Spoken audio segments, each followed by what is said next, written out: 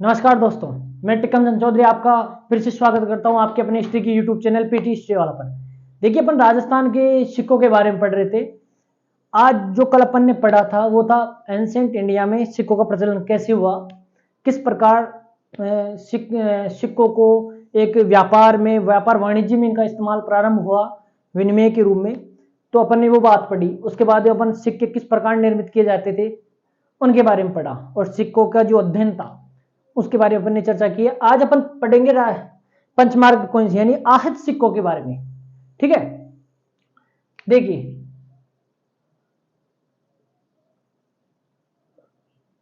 आहत सिक्के, in English में पंच मार्क कॉइन्स क्या कहा गया है? इनको पंच मार्क्ड कॉइन्स कहा गया है। यानी आहत सिक्कों को क्या कहा गया है? पंच मार्क्ड कॉइन्स कहा गया है। अब देखिए आहत सिक्के, इनको नाम, ये नामकरण क्यों मिला, तो एक एक पॉइंट देखकर समझते चलिए। आहत इनको नाम इसलिए मिला, इन सिक्कों का निर्माण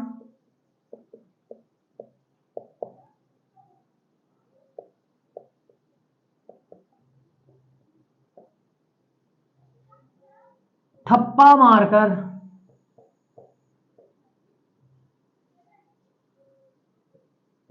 बनाए जाने के कारण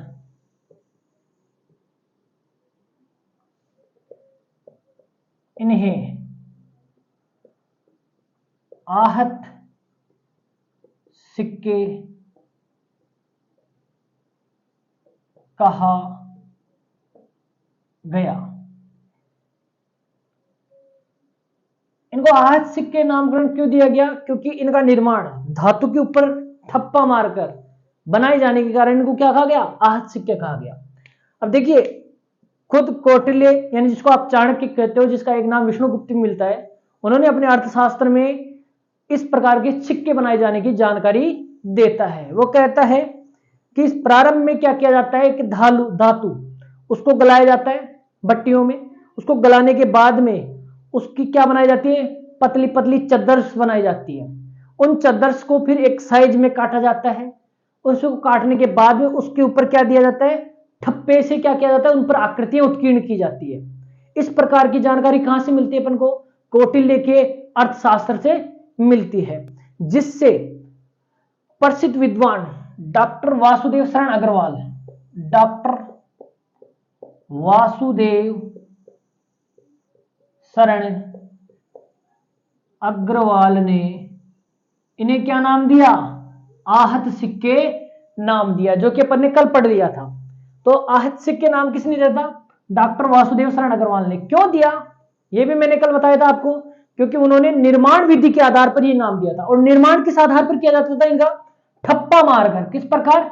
किसी धातु की चद्दर के टुकड़े पर। अब देखिए, सिक्के एक विशेष नाप की हुआ करते थे। तो ऐसे मान लो कोई चद्दर थी, उसका एक धातु का टुकड़ा बनाया। अब वो किसी प्रकार का हो सकता था, गोल या षष्ठभुज, पंचभुज, किसी भी आकार का हो सकता था। अब इनको काटकर फिर इनके ऊपर क्या किया जाता था? ठप्पा लगाया जाता था और वो आकृतियां उत्कीर्ण की जाती थी। इसी कारण इसको क्या कहा गया? वासुदेव अग्रवाल ने क्या कहा? आहत सिक्के नाम दिया। इन्हें पंचमार्कड क्यों कहा गया? क्योंकि इन पर जो ठप्पा मारने से जो निशान उत्कीर्ण होते थे, वो कितने पर? लगभग अधिकांश सिक्कों में कितने देखे गए हैं? 5 देखे गए हैं। इन 5 निशान या 5 चिन्हों के कारण इनको क्या नाम दिया गया? पंच मार्क्ड कॉइन्स कहा गया। क्या कहा गया? पंच मार्क्ड कॉइन्स। इन सिक्कों पर अधिकांशतः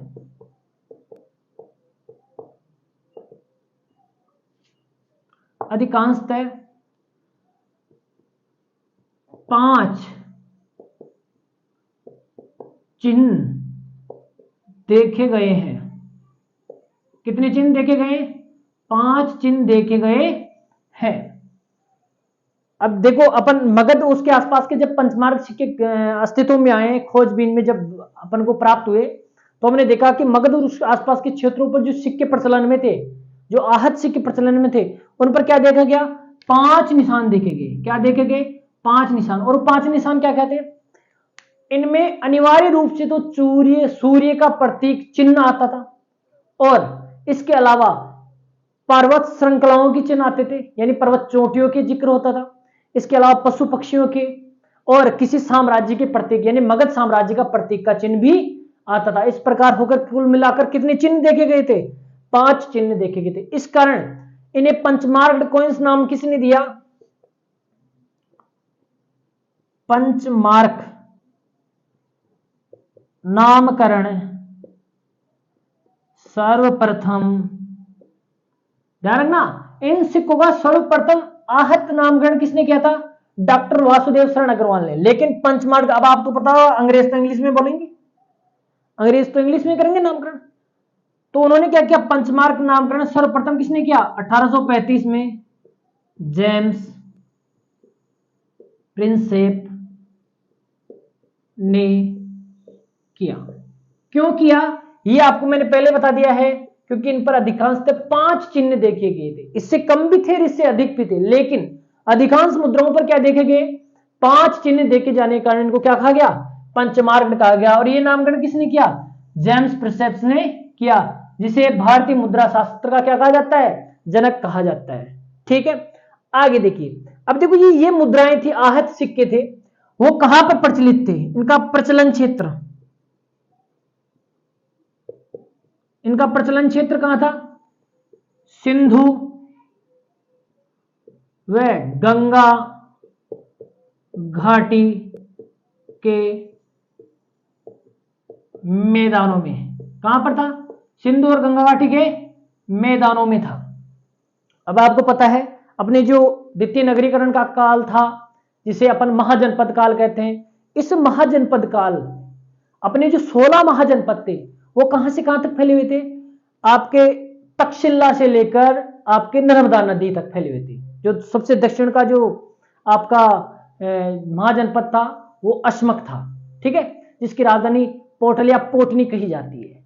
और पूर्व में कहां तक विस्तार था, पूर्व में आपके कहां तक विस्तार था, बंगाल तक, और उत्तर में तराई नेपाल तक के क्षेत्रों में इसका क्या था, इन महाजनपदों का विस्तार था। तो इस क्षेत्र में, इस एरिया में क्या हुआ, व्यापार विनिमय के लिए क्या किया गया, जिन सिक्कों का प्रचलन किया गया वो सिक्के कौन से थे, आपके आहत या पंचमार्ग सिक्के थे। तो ये क्षेत्र किन नदियों की घाटियों में पड़ता है, सिंधु से लेकर गंगा तक के एरिया में पड़ता है। तो इन मैदानी इलाकों में क्या था, इन आहत सिक्कों का प्रचलन था। और ये किससे निर्मित थे, निर्माण किन धातु से किया गया था इनका, तो मुख्यतः चांदी, मुख्यतः किस धातु से निर्मित थे, चांदी से। लेकिन इसके अलावा भी तांबे से भी निर्मित थे, किससे, तांबे से भी। तो आपसे क्वेश्चन पूछा जा सकता है कि आहत सिक्कों का निर्माण मुख्यतः किससे किया गया था, तो चांदी। अगर मुख्यतः न पूछ कर आपको पूछे आहत सिक्कों का निर्माण किन धातु से किया गया था, तो चांदी और ताम्र धातु से, यानी तांबे से इनका निर्माण किया गया था। और देखिए इनका आकार कैसा था इन सिक्कों का, तो आकार को लेकर विद्वानों का मानना है कि इनके आकार वर्ताकार, यानी सर्कल, सर्कल आकार, और वर्गाकार, इसके अलावा पंचभुजाकार, यहां तक कि बेलनाकार भी मिले हैं। ऐसे कुछ इस प्रकार के भी क्या मिले हैं, पंचमार्क कॉइन्स मिले हैं, जिन पर अलग अलग निशान देखे गए हैं। क्या देखे गए, अलग अलग निशान देखे गए। तो वर्ताकार भी हुआ करते थे, वर्गाकार भी हुआ करते थे, पंचभुजाकार भी हुआ करते थे, बेलन आकार भी हुआ करते थे। तो इस प्रकार इन सिक्कों के निर्माण, आकार, इनकी आकृतियां किस प्रकार की हुआ करती थी। देखिए इसको एक बार स्क्रीनशॉट लीजिए ताकि अपन आगे चले। अब देखिए और क्या अपन को इससे क्या, और ये कहां कहां पर प्रचलित थे ये भी देखना है अपन को, और किस समय में इन सिक्कों का प्रचलन स्टार्ट हुआ भारत में।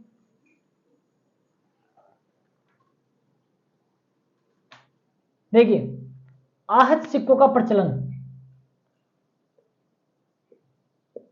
भारत में, भारतीय उपमहाद्वीप में, भारतीय उपमहाद्वीप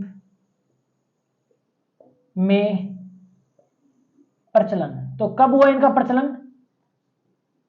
6ठी शताब्दी ईसा पूर्व, यानी मैं इसको कह सकता हूं महाजनपद काल। तो महाजनपद काल में क्या हुआ? इन आहत सिक्कों का प्रचलन हुआ। ठीक है जी। और देखिए इन सिक्कों पर, देखिए इन सिक्कों को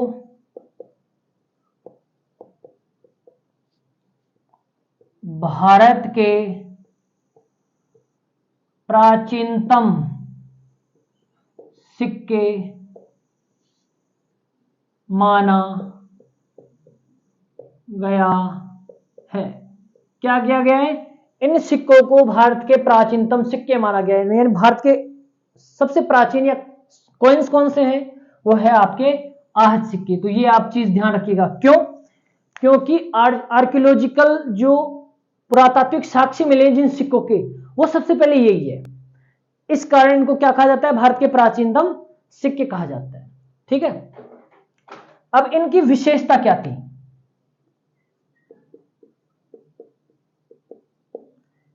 इन सिक्कों की विशेषताएं क्या थी? तो देखिए इनकी पहली विशेषता तो ये थी भाई, इन सिक्कों पर किसी प्रकार का कोई लेख नहीं उत्कीर्ण।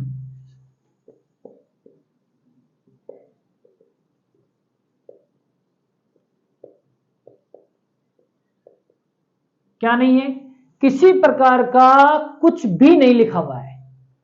कहने का मतलब किसी प्रकार का लेख या अभिलेख नहीं मिला है इन सिक्कों पर। केवल और केवल में क्या मिले हैं? प्राकृतिक, यानी प्रकृति से जुड़े निशान दिखाई देते हैं। तो पहली विशेषता तो क्या है इन सिक्कों की? भाई इन पर किसी प्रकार के कोई लेख लिखे हुए नहीं मिले हैं। तो फिर क्या मिले हैं? इन सिक्कों पर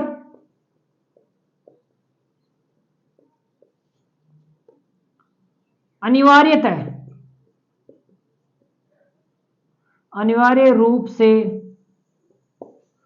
सूर्य के प्रतीक का अंकन, ये तो देखा ही देखा गया है। सूर्य के प्रतीक का अंकन, ये अनिवार्य रूप से इसका अंकन किया गया है सिक्कों पर। सूर्य के प्रतीक का अंकन और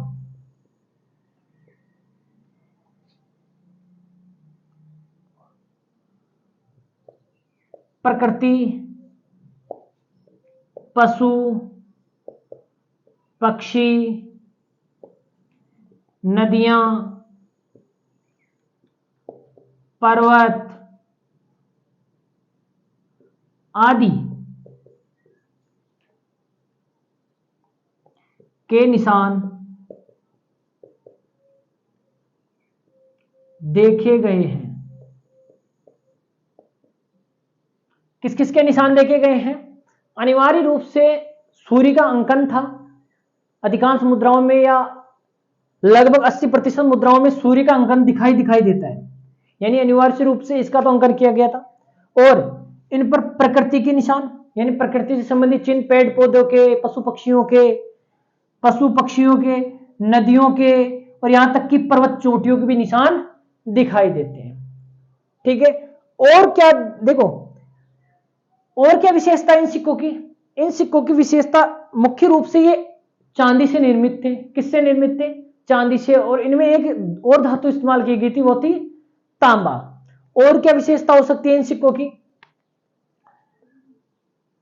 तो इन सिक्कों पर अब तक 500 से अधिक विभिन्न प्रकार के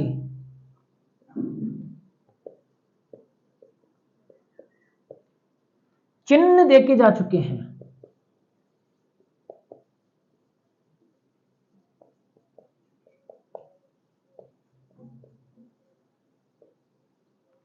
अभी तक विद्वानों ने कितने 500 से अधिक विभिन्न प्रकार के प्रकृति से जुड़े चिन्ह देखे जा चुके हैं। किन पर? इन सिक्कों पर। कई बार सिक्कों पर जिस समय ये प्रचलन में थे, जिस साम्राज्य में, चूंकि देखिए आपको पता होगा 6ठी शताब्दी ईसा पूर्व का जो टाइम पीरियड है, इस टाइम पीरियड में धीरे धीरे क्या हुआ, 16 महाजनपदों में मगध महाजनपद क्या हुआ, धीरे धीरे शक्तिशाली होने लगा। उसने क्या किया, अपने आसपास के महाजनपदों को अपने साम्राज्य में मिला लिया। और आपको ने तो ये तो पढ़ते ही हैं अपन भाई, मगध पर 3 प्रसिद्ध वंशों का शासन रहा। प्रारंभ में हर्यक वंश का शासन रहा, दूसरी बार में आपके शिशुनाग वंश का शासन रहा, और तीसरी बार में नंद वंश का शासन रहा। नंद वंश के अंतिम शासक घनानंद को परास्त करके चंद्रगुप्त मौर्य ने क्या किया, एक विशाल मौर्य साम्राज्य की स्थापना की, जो भारत ये उपमहाद्वीप का सबसे विशाल साम्राज्य था। उस साम्राज्य के आने के बाद में इन सिक्कों का प्रचलन और तेज गति से होना स्टार्ट हुआ। क्यों? क्योंकि पहले अलग अलग साम्राज्य हुआ करते थे, यानी अलग अलग महाजनपद थे, तो उनकी मुद्राओं में कुछ फर्क देखा गया, यानी अलग महाजनपद की मुद्रा में कुछ निशान अलग थे, अगर वगैरह अलग थे। लेकिन जब मौर्य साम्राज्य अस्तित्व में आया तो इन सिक्कों का प्रचलन बड़े स्तर पर किया गया, और इन पर मिले निशान लगभग एक जैसे दिखाई देते हैं। इस प्रकार क्या हुआ, इन पर अभी तक अलग अलग महाजनपदों में जो सिक्के प्रचलित थे, उनसे आधार पर 500 से अधिक विभिन्न प्रकार के चिन्ह देखे जा चुके हैं इन पर। ठीक है, एक बार स्क्रीनशॉट लो ताकि आगे चले। यस, अब देखिए ये तो थी इनकी कुछ विशेषताएं। इन सिक्कों पर किसी प्रकार के लेख नहीं है, केवल और केवल चिन्ह यानी चित्र दिखाई देते हैं, वो भी किसके, प्रकृति से जुड़े, सूर्य के, पशु पक्षियों के, नदियों के निशान दिखाई देते हैं। कोई राजा वाजा के भी कोई मूर्ति नहीं दिखाई देती है। बाद में चलकर राजाओं का नाम, उपाधियां और सिक्कों पर क्या राजाओं की उनकी फोटो बनाई जाने लगी, लेकिन इनमें इस प्रकार का कोई निशान नहीं था, केवल प्रकृति से जुड़े चिन्ह दिखाई देते हैं। अब देखिए इन सिक्कों को, देखो आज सिक्कों को, अब देखो उस समय जब बौद्ध धर्म और जैन धर्म बहुत प्रसिद्ध धर्म हुआ करते थे, उन्होंने अपने धर्म का प्रचार करने के लिए विभिन्न प्रकार के साहित्य रचे। तो देखो जो बौद्ध साहित्य था, जो पाली भाषा में लिखा गया था, जो पाली जो लिटरेचर था, तो पाली साहित्य में यानी पाली भाषा के साहित्य में आहत मुद्राओं को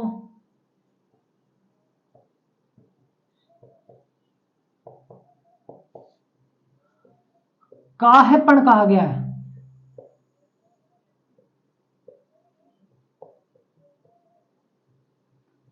क्या कहा गया है? काहेपन। ये बहुत महत्वपूर्ण नाम है, ध्यान रखना। काहापन यानी आहत मुद्राओं को किस भाषा के साहित्य में काहापन कहा गया है, तो पाली भाषा साहित्य में काहापन कहा गया है। तो मैं इसको शॉर्ट में लिख सकता हूं कि पाली साहित्य में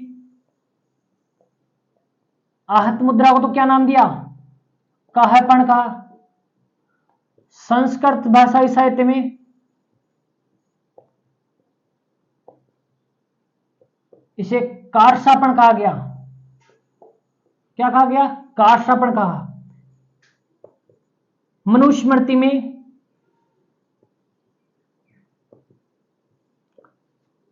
इसे पुराण या धरण कहा गया। क्या कहा गया? पुराण और धरण कहा गया। कौटिल्य ने अपने अर्थशास्त्र में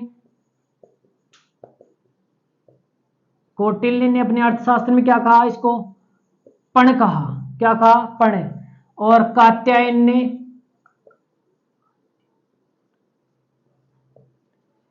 इसे प्रति कहा। कात्यायन ने क्या कहा? प्रति कहा। कात्यायन ने एक प्रसिद्ध ग्रंथ लिखा, वार्तिका। क्या लिखा? वार्तिका। उसमें इसने क्या नाम दिया? इस आहत मुद्राओं को प्रति नाम दिया। कौटिल्य ने आहत मुद्राओं क्या कहा? पण कहा। मनुस्मृति में आहत मुद्राओं किस नाम से पुकारा? पुराण या धरण नाम से पुकारा। संस्कृत साहित्य में इसको किस नाम से पुकारा? कारसापण कहा। पाली साहित्य में इसको क्या कहा गया? काहापण कहा गया। इसलिए आप जब भी पढ़ते हो तो आपको ये नाम जरूर सुनाई देते हैं, लेकिन ये कहां से आए, ये सबसे महत्वपूर्ण है। अधिकांश लोग ये बताते नहीं कि ये नामकरण कहां से आए हैं, इसलिए आप ध्यान से सुने। पाली साहित्य में आहत सिक्कों को काहापण कहा गया है। संस्कृत साहित्य में इसे कारसापण कहा गया है। मनुस्मृति में पुराण व धरण नाम मिलते हैं इनके। बल्कि कौटिल्य ने अपने अर्थशास्त्र में इन सिक्कों के लिए आहत पंचमाण कोश के लिए क्या नाम दिया है?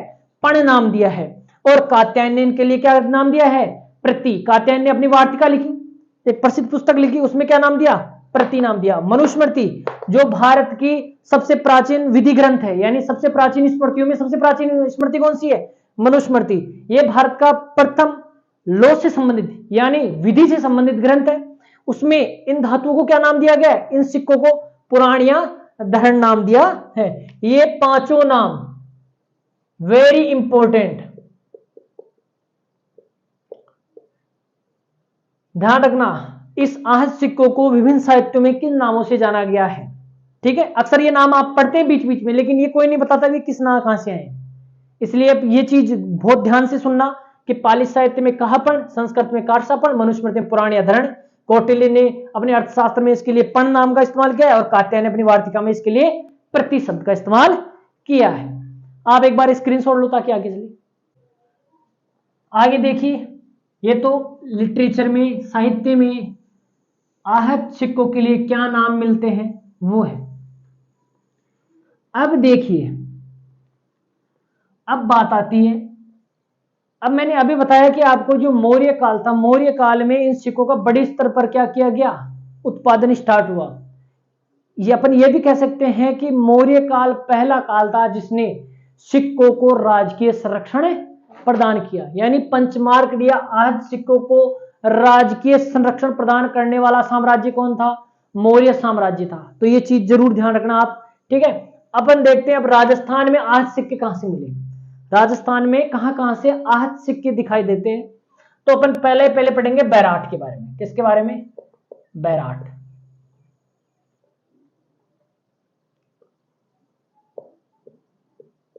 बैराट, जिसे प्राचीन काल में विराटपुर कहा गया है। क्या कहा गया है? विराटनगर कहा गया है। ये कहां से है? जयपुर। बैराट कहां पड़ता है? जयपुर। ये अलवर और जयपुर की दोनों के बीच के इलाका है बैराट, जो जयपुर में आता है। ठीक है, बैराट से एक सूती कपड़े में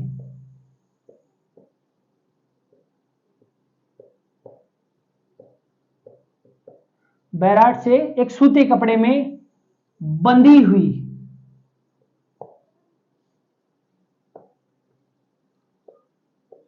36 मुद्राएं मिली है। कितनी मुद्राएं मिली है? 36 मुद्राएं मिली है। ठीक है, इन 36 मुद्राओं में से 8 मुद्राएं, इन 36 मुद्राओं में से 8 मुद्राएं तो किसकी है? पंचमार्क है। कौन सी है? पंचमार्क, जिसको आप आहत मुद्रा बोलते हो। वो कितनी है संख्या में? 8। Very important. और ये किस धातु से निर्मित है? चांदी की बनी हुई मिली है। किसकी? चांदी की। जो कि मैंने पहले बता दिया, मुख्य रूप से चांदी से बनाई जाती थी। बहुत कम मात्रा में ताम्र सिक्के मिले हैं आहत रूप में। ठीक है, दूसरा, बाकी कितनी मुद्राएं रही? 28। ये किसकी है? इंडो ग्रीक यानी यूनानी शासकों की।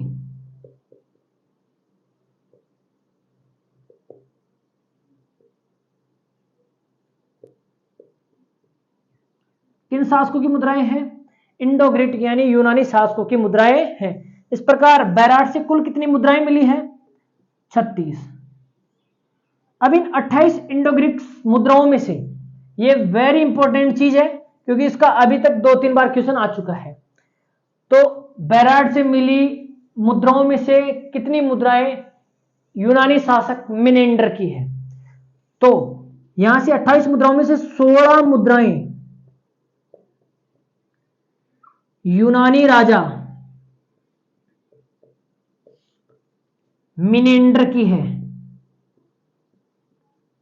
किसकी है? मिनांडर की है।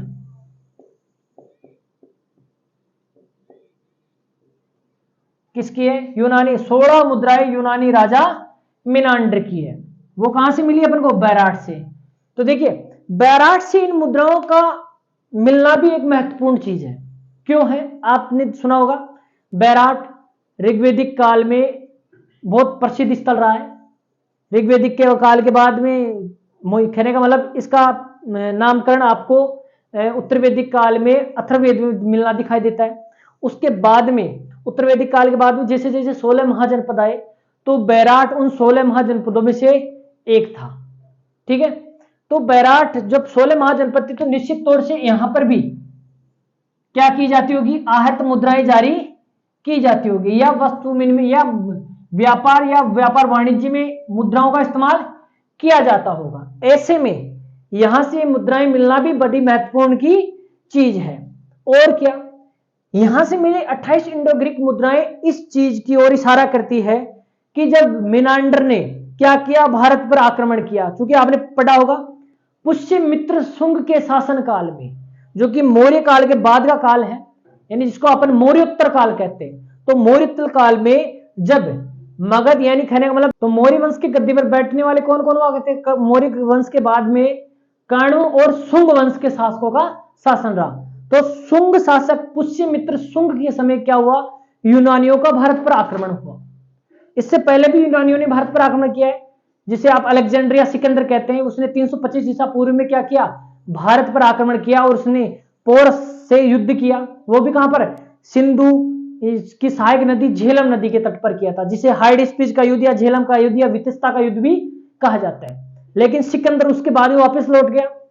लेकिन उसके बाद में सिकंदर की जो वंशज रहे बाद के, जो मिनांडर रहा, मिनांडर ने क्या किया, भारत पर फिर आक्रमण किया। किसके समय, पुष्यमित्र शुंग के समय। और उस मिनांडर के बारे में साथ में आए विद्वान कहते हैं, मिनांडर के साथ आए लिखने वाले, यात्रा मंथन करने वाले कहते हैं कि यहां तक कि भारत के समकालीन साहित्यकारों ने भी ये लिखा है कि मिनांडर ने बैराट होते हुए आपके ठेठ मगध तक क्या कर लिया था, मगध की सीमा तक उन्होंने आक्रमण किया और भारत के पश्चिमी इलाकों को रौंद डाला। इस प्रकार की जानकारी मिलती है। तो उन्होंने इस क्षेत्र में जब अधिकार कर लिया होगा तब उन्होंने मुद्रा जारी की होगी। तो इस प्रकार यहां पर 28 इंडो ग्रीक शासकों की मुद्राएं दिखाई देती है। उनमें भी सबसे ज्यादा कौन सी, 16 मुद्राएं राजा मिनेंडर की है। इससे यह पता चलता है कि कुछ समय तक राजस्थान पर अधिकार किसका रहा, यूनानी राजा मिनेंडर का रहा। यह बहुत ही वेरी इंपॉर्टेंट चीज है कि भाई राजस्थान के पश्चिमोत्तर भागों पर किसका शासन रहा है, यूनानी राजा मिनेंडर का रहा है, जिसने यहां पर मुद्राएं जारी की। तो इस प्रकार बैराट से क्या मिलती है अपन को, 36 मुद्राएं मिलती है, जिसमें से आहत सिक्के यानी पंचमार्क कॉइन्स कितने मिलते हैं, 8, जो किससे बने हुए हैं, चांदी से, और 28 इंडो ग्रीक शासकों की मुद्राएं मिलती है, जिसमें से 16 मुद्राएं राजा मिनांडर की है। स्क्रीनशॉट ले लो। यस, देखिए अब आगे देखिए, ये तो बैराट से मिली अपन को मुद्राएं। क्योंकि देखिए अपन जब राजस्थान में प्राचीन एंसेंट कालीन सभ्यताएं पढ़ेंगे तब भी अपन बैराट को पढ़ेंगे, स्टोन एज के समय भी बैराट का जिक्र करेंगे, ठीक है, और इसके बाद में महाजनपद काल के बारे में भी इसमें पढ़ेंगे, तब भी अपन इन चीजों का जिक्र करेंगे। अब बात आगे आती है आपके कहां पर, रेड टॉक।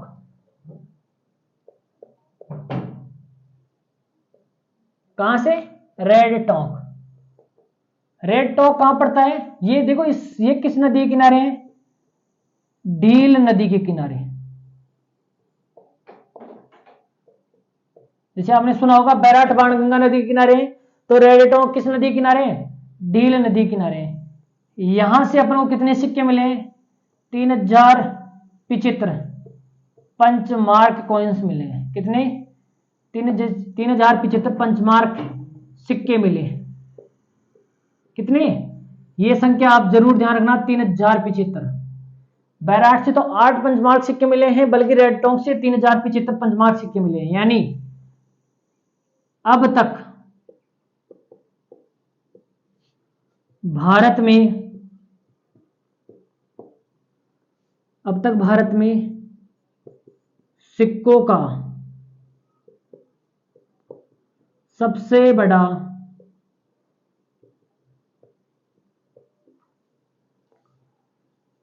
मुद्रा भंडार प्राप्त हुआ है।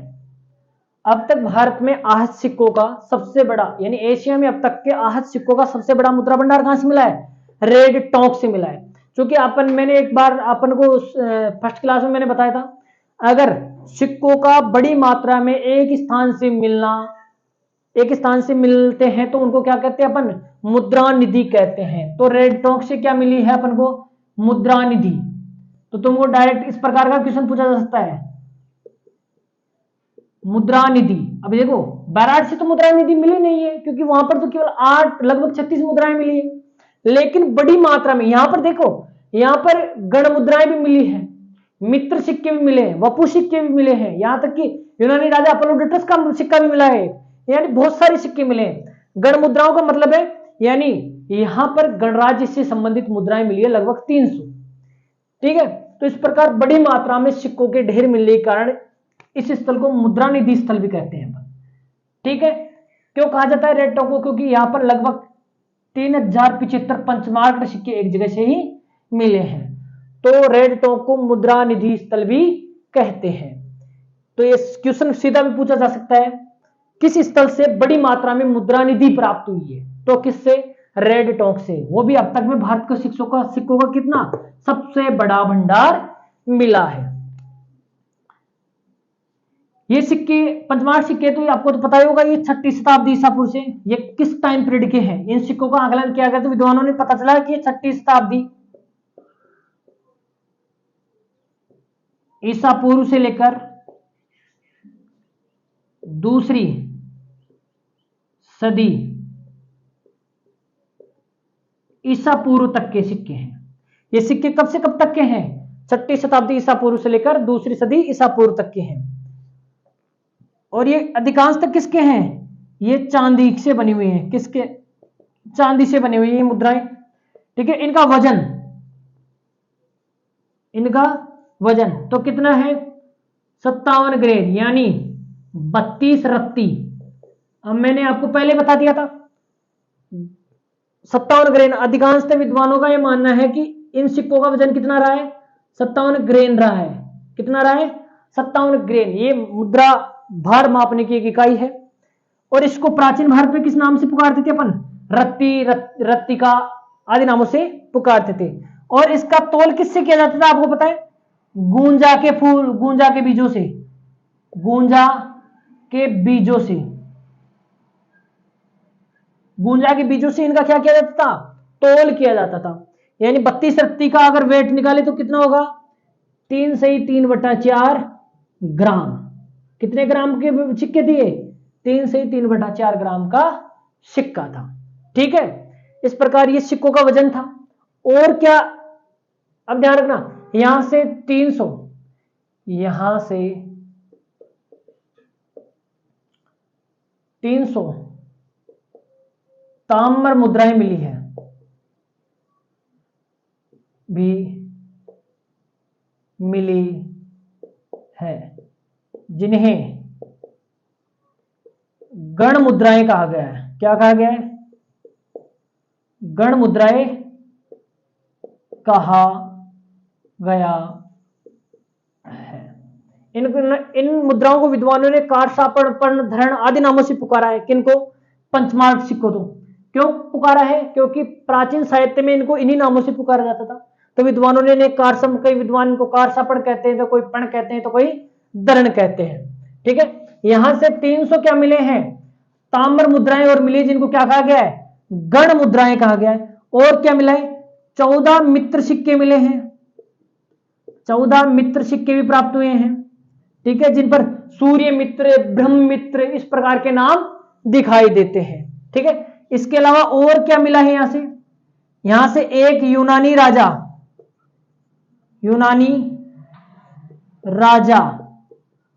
एपोलोडोटस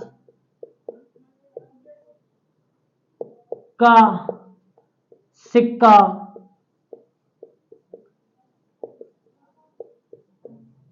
मिला है। किसका सिक्का मिला है? यूनानी राजा अपोलोडोटस का सिक्का मिला है।